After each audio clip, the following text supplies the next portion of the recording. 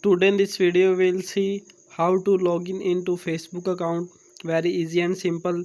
This is my first account. If you want to log in into another account, you just log out one account. Method how to log in into Facebook account. This is the interface of, and here you can see click on login into another account. This is the process how to log in into another account into Facebook. This is the interface. First you type your phone number or your email address, and I type my email, or second type your password, Facebook password. This is the process to type your email or number, and second type your password. I type my email. Process how to log in into your Facebook account, and after entering your Gmail account, here type your password.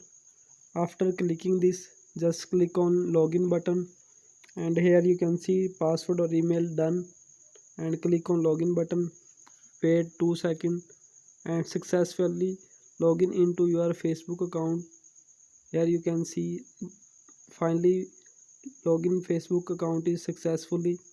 If you like this video, share our video with friend. See you in the next video. Goodbye.